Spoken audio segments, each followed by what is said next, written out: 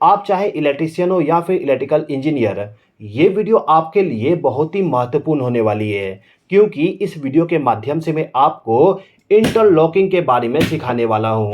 Interlocking क्या होती है सबसे पहले हम समझ लेते हैं, उसके बाद मैं आपको ये जो वीडियो है इसका पूरा कॉन्सेप्ट को एक्सप्लेन करूँगा। दोस्तों, जैसे कि आप देख सकते हो मेरे पास में 2 लैंप है और इन दोनों लैंप को चालू और बंद करने के लिए मैं यहाँ पे 2 कॉन्टैक्टर का इस्तेमाल कर रहा हूँ। ये जो मेरा दोनों कॉन्टैक्टर है, यानी कि ये जो दोनों लोड है, इन दोनों लोड में से केवल एक लोड को एक टाइम पे चालू करना है। यानी कि यदि मैं एक को चालू कर दूं तो दूसरा हमारा चालू नहीं होना चाहिए, या फिर दूसरा यदि चालू होता है तो पहला हमारा बंद हो जाना चाहिए। यदि ऐसा कोई कंडीशन आता है आपके सर्किट में जिसमें कहा जाता है कि केवल एक टाइम पे एक ही चीज़ ऑन होना चाहिए, तो उसको हम कहते हैं इंटरलॉकिंग। अब यहाँ पे आप समझिए कि हम कॉन्टैक्टर का इंटरलॉकिंग कितने प्रकार से कर सकते हैं। देखिए दोस्तों, यदि आप कॉन्टैक्टर का इंटरलॉकिंग करने जाते हो तो आप बहुत सारे तरीके से कर सकती हो। डिपेंड करता है कि आप सर्किट का वायरिंग कैसे करोगे। वैसे मोस्टली 3 टाइप का इंटरलॉकिंग इस्तेमाल किया जाता है। पहला इंटरलॉक होता है मैकेनिकल इंटरलॉकिंग। मैकेनिकल इंटरलॉकिंग का वीडियो मैंने ऑलरेडी बना दिया हूँ, उसका लिंक डिस्क्रिप्शन में प्रोवाइड कर दूंगा। इसके बाद सेकंड इंटरलॉकिंग होता है इलेक्ट्रिकल इंटरलॉकिंग। इलेक्ट्रिकल इंटरलॉकिंग का भी वीडियो मैंने ऑलरेडी बना दिया हूँ, तो उसका भी लिंक आपको डिस्क्रिप्शन में मिल जाएगा। अब हमारा आता है तीसरे टाइप का इंटरलॉकिंग।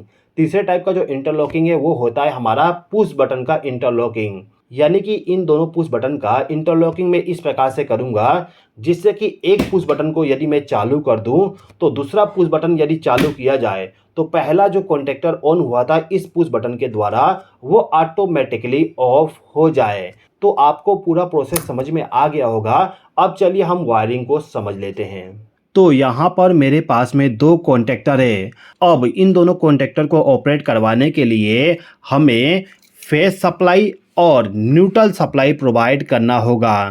तो न्यूट्रल पावर सप्लाई कनेक्ट करने के लिए आपको डायरेक्टली न्यूट्रल पावर सप्लाई को ले जाके आपका जो दोनों कॉन्टैक्टर है इनको न्यूट्रल पावर सप्लाई प्रोवाइड कर देना है।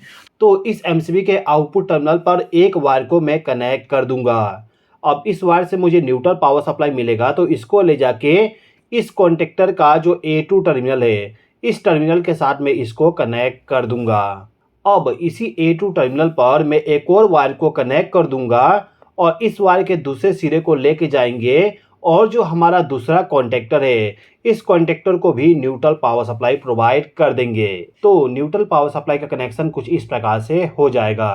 अब इन दोनों कॉन्टैक्टर को हमें फेज सप्लाई भी प्रोवाइड करना है। तो इसके लिए हम क्या करेंगे कि जो हमारा एमसीबी है, इस एमसीबी के आउटपुट टर्मिनल पे जहाँ पे आपको फेज सप्लाई मिलेगा वहाँ पे आप 2 वायर को ले जाके कनेक्ट कर दीजिएगा। मैंने यहाँ पे इन दोनों वायर को एमसीबी के आउटपुट टर्मिनल पे कनेक्ट कर दिया।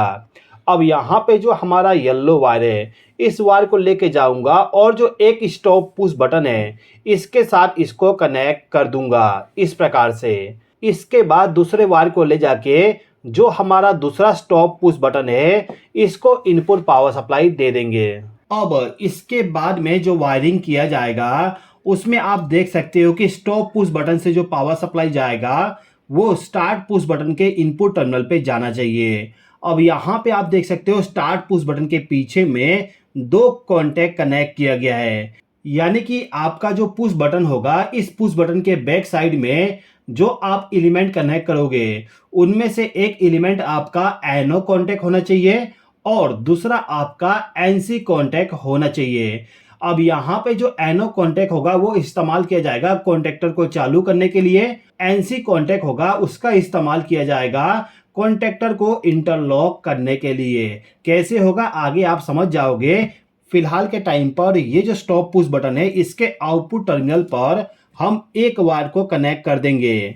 अब इस वायर का जो दूसरा सिरा है इसको ले जाके जो हमारा स्टार्ट पुश बटन है इस पुश बटन के बैक साइड में आप देखोगे तो आपका जो एनो कॉन्टैक्ट है, तो इसी एनो कॉन्टैक्ट को हम इनपुट पावर सप्लाई प्रोवाइड कर देंगे इस प्रकार से। अब सर्किट डायग्राम में यदि आप देखोगे तो आपको यहाँ पे मिलेगा कि जो हमारा स्टार्ट पुश बटन था इससे जो पावर सप्लाई जाएगा वो पावर सप्लाई हमारा दूसरे स्टार्ट पुश बटन के एनसी कॉन्टैक्ट के साथ कनेक्ट करना होगा। यानी कि आपके दूसरे कॉन्टैक्टर को ऑन करने के लिए जो आप स्टार्ट पुश बटन इस्तेमाल करोगे, उस पुश बटन में आपको एनो कॉन्टैक्ट और एक एनसी कॉन्टैक्ट का इस्तेमाल करना होगा। तो यहाँ पे हमें क्या करना होगा कि ये जो हमारा स्टार्ट पुश बटन है, इसका जो एनो कॉन्टैक्ट है उसके आउटपुट टर्मिनल पे आपको एक वायर कनेक्ट करना है। अब इस वायर का जो दूसरा सिरा होगा इसको लेके जाएंगे और जो हमारा दूसरा स्टार्ट पुश बटन है, इसका जो एनसी कॉन्टैक्ट है, तो इसी एनसी कॉन्टैक्ट के साथ आपको इस वायर को ले जाके कनेक्ट करना है। अब इसके बाद ये जो हमारा दूसरा पुश बटन है, इस पुश बटन के साथ में जो एनसी कॉन्टैक्ट लगा हुआ था, इस कॉन्टैक्ट के आउटपुट टर्मिनल से एक वायर को ले जाके आपका जो पहला कॉन्टैक्टर है, इस कॉन्टैक्टर को ऑन करने के लिए A1 टर्मिनल पे आपको फेज सप्लाई को ले जाके कनेक्ट करना है। तो इसके लिए इस पुश बटन का जो एनसी एलिमेंट है उसके साथ एक वायर को कनेक्ट कर दूंगा। अब इस वायर का जो दूसरा सिरा होगा इसको लेके जाना है और जो आपका कॉन्टैक्टर है, इस कॉन्टैक्टर में आप देखोगे तो आपको यहाँ पर A1 टर्मिनल मिल जाएगा। यहाँ पर A1 लिखा हुआ है, तो इसी टर्मिनल के साथ हमें इस वायर को कनेक्ट करना होगा। तो मैं यहाँ पे सिंपली इस वायर को ले जाके कनेक्ट कर देता हूँ इस प्रकार से। अब इसके बाद में आपका जो स्टॉप पुश बटन है, इससे जो पावर सप्लाई जाएगा वो जाएगा आपके पहले स्टार्ट पुश बटन के एनसी एलिमेंट के साथ में, और यहां से पावर सप्लाई चला जाएगा आपका दूसरे स्टार्ट पुश बटन के एनो कॉन्टैक्ट के साथ में। उसके बाद यहां से पावर सप्लाई निकल के सीधे ही आपके कॉन्टैक्टर को ऑन करने के लिए पावर सप्लाई प्रोवाइड किया जाएगा। तो इस स्टॉप पुश बटन के आउटपुट टर्मिनल पर मैं एक वायर को कनेक्ट कर दूंगा इस प्रकार से। अब इस वायर का जो दूसरा सिरा होगा इसको लेके जाना है और जो हमारा फर्स्ट स्टार्ट पुश बटन है, इसका जो एनसी एलिमेंट है, आप देख सकते हो यहाँ पर एनसी एलिमेंट है, तो इसके साथ आपको इस वायर को ले जाके कनेक्ट करना होगा। अब इस स्टार्ट पुश बटन के आउटपुट टर्मिनल पर हम एक वायर को कनेक्ट कर देंगे और इस वायर को ले जाके सीधे ही हमारा जो सेकंड स्टार्ट पुश बटन है, इस पुश बटन का जो एनो कॉन्टैक्ट है, आप देख सकते हो यहाँ पर एनो कॉन्टैक्ट का सिंबल बनाया गया है, तो इसी कॉन्टैक्ट के साथ आपको इस वायर को कनेक्ट करना होगा। अब इस स्टॉप पुश बटन का जो एनो कॉन्टैक्ट है उसका जो आउटपुट टर्मिनल है, उस टर्मिनल के साथ आप एक वायर को कनेक्ट कर दीजिएगा। अब इस वायर का जो दूसरा सिरा होगा इसको लेके जाना है और जो हमारा कॉन्टैक्टर है, इस कॉन्टैक्टर का जो A1 टर्मिनल है, उस टर्मिनल के साथ आपको इस वायर को कनेक्ट करना होगा।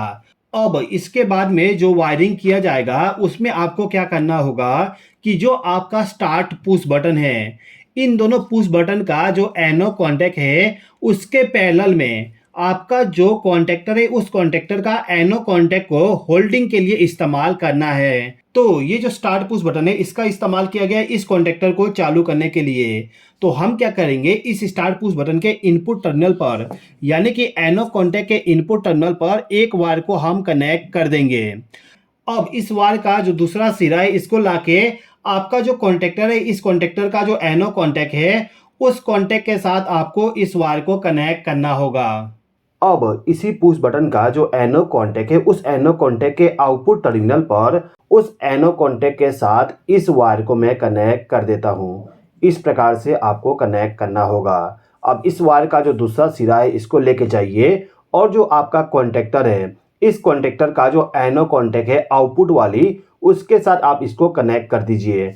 देखिए, पहले हमने यहाँ पर इस वायर को कनेक्ट किए थे इस पुश बटन के इनपुट टर्मिनल से। अब इसी के आउटपुट टर्मिनल से हम एक वायर को ले जाके इस स्टार्ट पुश बटन के आउटपुट टर्मिनल के साथ इस वायर को कनेक्ट कर दिए।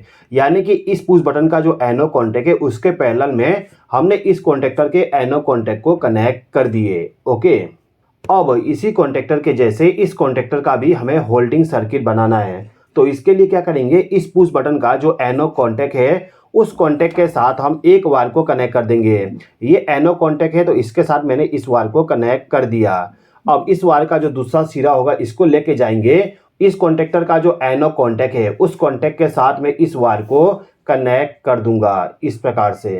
अब इसी एनो कॉन्टैक्ट का जो आउटपुट टर्मिनल है, इस टर्मिनल के साथ हम एक वायर को कनेक्ट कर देंगे। अब इस वायर का जो दूसरा सिरा है इसको लेके जाएंगे और जो हमारा कॉन्टेक्टर है, इस कॉन्टेक्टर का जो A1 टर्मिनल है उस टर्मिनल के साथ इस वायर को कनेक्ट कर देंगे। मैंने यहाँ पर इस वायर को A1 टर्मिनल के साथ कनेक्ट कर दिया। इसका मतलब है कि हमारा जो ये पुश बटन है इसका जो एनो कॉन्टैक्ट है इस एनो कॉन्टैक्ट के आउटपुट टर्मिनल पे ही कनेक्ट है, क्योंकि इसी टर्मिनल से एक वायर को लूप किया गया है A1 टर्मिनल पर। तो हमारा यहाँ से पावर सप्लाई इस पॉइंट पे आ सकता है, तो हम यही मान के चलेंगे कि इस पॉइंट से एक वायर आके यहाँ पे कनेक्ट हो गया होल्डिंग सर्किट बनाने के लिए। ओके, तो इन दोनों पुश बटन के द्वारा इन दोनों कॉन्टैक्टर को इंटरलॉक करने के लिए जो हमें वायरिंग करना था, वायरिंग हमारा पूरा कंप्लीट हो चुका है।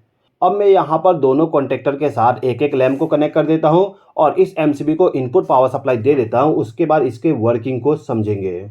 देखिए यहाँ पे जो हमारा ड्राइंग है, इस ड्राइंग में आप देखोगे तो जो हमारा स्टार्ट पुश बटन है इन दोनों के साथ में आपको दो एलिमेंट कनेक्ट करना होता है, एक एनो एलिमेंट और एक एनसी एलिमेंट। अब यहाँ पे होगा क्या, जो हमारा एनो एलिमेंट है उसका इस्तेमाल किया जाएगा कॉन्टेक्टर को चालू करने के लिए, लेकिन उसी पुश बटन के साथ में जो दूसरा एलिमेंट कनेक्ट किया जाएगा उसका इस्तेमाल हो जाएगा दूसरे कॉन्टेक्टर को बंद करने के लिए, यानी कि इंटरलॉकिंग के लिए इस्तेमाल किया जाएगा। ओके, अब यहाँ पे होगा क्या, जब हम स्टार्ट पुश बटन को प्रेस करेंगे तो यहाँ से पावर सप्लाई फ्लो होते हुए दूसरे पुश बटन के एनसी कॉन्टेक्ट से होते हुए डायरेक्ट कॉन्टेक्टर को ऑन करेगा। अब मान लीजिए कि ये कॉन्टेक्टर आपका ऑन है, उसके बाद आप इस पुश बटन को प्रेस करोगे, यानी कि इसको चालू करने के लिए यदि आप इस पुश बटन को प्रेस कर दिए तो उस कंडीशन में इसी पुश बटन के साथ में ये जो एनसी कॉन्टैक्ट लगा हुआ है ये ओपन हो जाएगा और इसके ओपन होते ही क्या होगा, सर्किट ब्रेक हो जाएगा, जिस कारण से हमारा ये वाला कॉन्टेक्टर बंद हो जाएगा, यानी कि इंटरलॉकिंग हमारा काम कर देगा। ओके, तो यहाँ पे आप प्रैक्टिकली देखिए, मैं यहाँ पे एमसीबी को ऑन कर देता हूँ। एमसीबी को ऑन करने के बाद मेरा जो ये वाला कॉन्टेक्टर है इसको चालू करने के लिए ये वाला जो पुश बटन इस्तेमाल किया गया इसको प्रेस करता हूँ। इसको प्रेस करते ही मेरा कॉन्टेक्टर ऑन हो गया, आप देख सकते हो लैंप भी ग्लो हो रहा है। ओके, अब यदि मैं इसको बंद करना चाहूँ तो इसको प्रेस करके बंद कर सकता हूँ। इसके बाद इसको चालू करना हो तो स्टार्ट पुश बटन को प्रेस कर दिया, चालू हो गया, और बंद करने के लिए स्टॉप पुश बटन को प्रेस कर दिया, बंद हो गया, यानी कि चालू बंद तो आराम से हो रहा है। अब यहाँ पर हम इन दोनों कॉन्टेक्टर का इंटरलॉकिंग चेक कर लेते हैं। तो सबसे पहले मैं इस पुश बटन को प्रेस करके इस कॉन्टेक्टर को चालू कर दिया। अब मैं यदि इस पुश बटन को प्रेस करूँगा तो आप देखना ये वाला कॉन्टेक्टर चालू हो जाएगा लेकिन ये वाला बंद हो जाएगा। आप देखिए, जैसे कि आपने देखा ये चालू हो गया और ये वाला बंद हो गया, यानी कि इंटरलॉकिंग यहाँ पर काम कर रहा है। अब मैं दोबारा से इस पुश बटन को प्रेस करूँगा तो ये वाला ऑफ हो जाएगा और ये वाला चालू हो जाएगा। जैसे कि आपने देखा ये ऑफ हो गया और ये वाला चालू हो गया, यानी कि यहाँ पर इंटरलॉकिंग हमारा बराबर काम कर रहा है। तो दोस्तों मैं उम्मीद करता हूँ कि आपको ये वीडियो पसंद आया होगा। वीडियो पसंद आया हो तो लाइक कर दीजिएगा और चैनल पे नए हो तो सब्सक्राइब कर लीजिएगा। इस वीडियो को देखने के लिए धन्यवाद।